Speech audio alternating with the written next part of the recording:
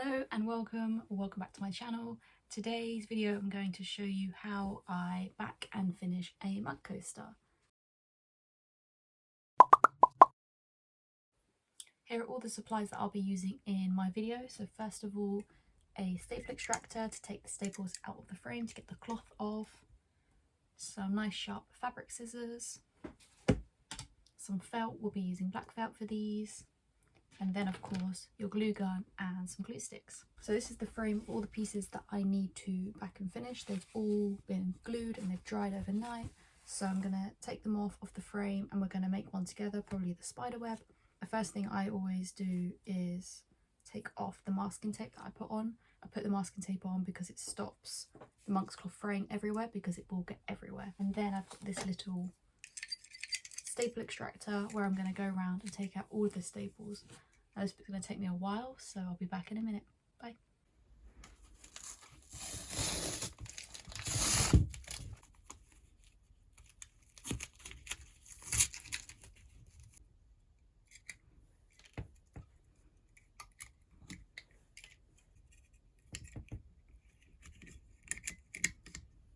And here it is off of the frame.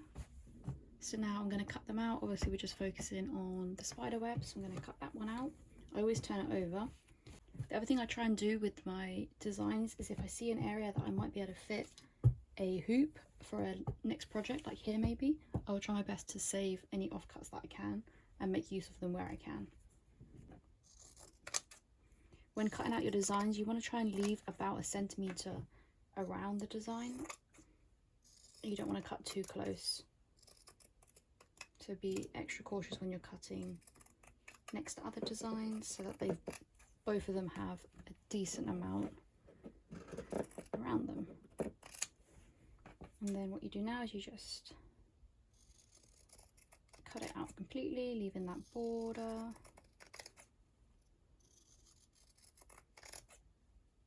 Once you've got your border, you're going to want to turn on your hot glue gun to get ready to glue it. Now what you see some creators doing is cutting into the design.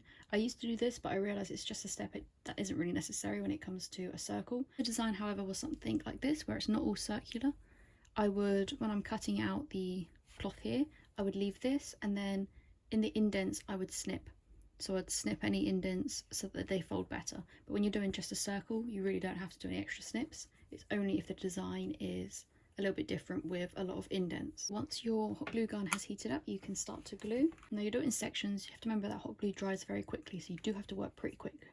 So what I always do is I just put a bit of glue on the monk's cloth. Obviously make sure you're also gluing the right side, so I'm gluing onto the flat side. And then you just push it over and then push it down, working nice and slowly, making sure to make it nice and flat. Also be cautious that this might get hot as well when you are folding it over, so you could use something like a ruler to push the edge down instead, so you're not using your finger.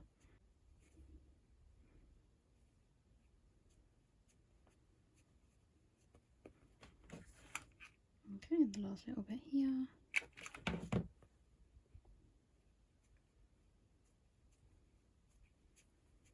Okay, once it is all flat, if you've got any bits that look like they can be easily snipped off, you can just, because sometimes you'll have like little areas that have risen, you can just snip off anything that's not flat enough there, for example. Cool. And then once you're happy with it, you're going to want to get your felt. So I'm going to be using black felt for this. So what you want to do is you want to put glue pretty much on the whole of the back of your design. So you want to make sure you get it nice and close to the edge.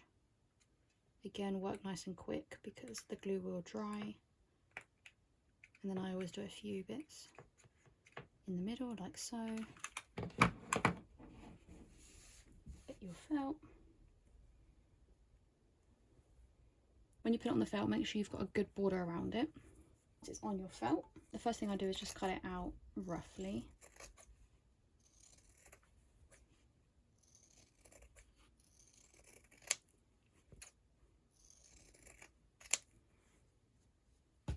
I'm going to put a video on the screen and link it below to another Punching Your Creator who shows you how to back a mug rug, and I think her way of backing is pretty much seamless. So it's how I now back all my mug rugs. I want to cut nice and close to your design. Basically cutting it out nice and close.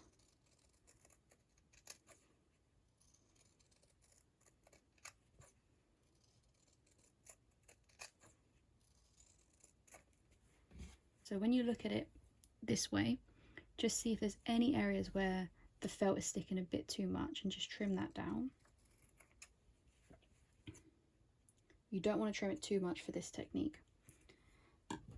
So once you've got that, you're going to turn it to the side so you can see the monk's cloth, and we're going to basically just put a bit of glue on the inside here, and then we're going to fold the felt into the cloth on the design. So it's going to be folded over, and it's going to leave a really nice edge, and it's going to close up the gap between the stitches, the felt, and the monk's cloth.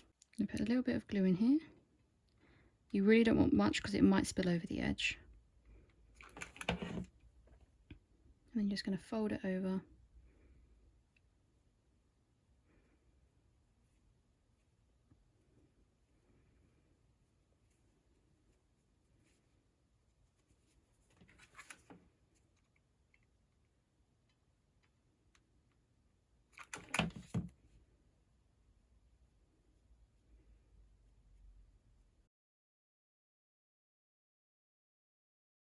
Perfect. Once you've gone around the whole thing, you can flip it over, and if anywhere looks like there's a bit too much felt still, you can just very carefully trim and shape it.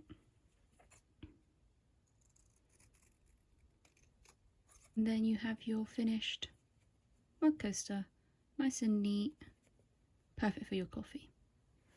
So yeah, there we go, we've got our finished coasters. I hope this video helped. If it did, let me know. And if there's anything else within punch needle you want to see a longer video of in more depth, also let me know. And yeah, please like, comment and subscribe, and I will see you again in the next one. Bye.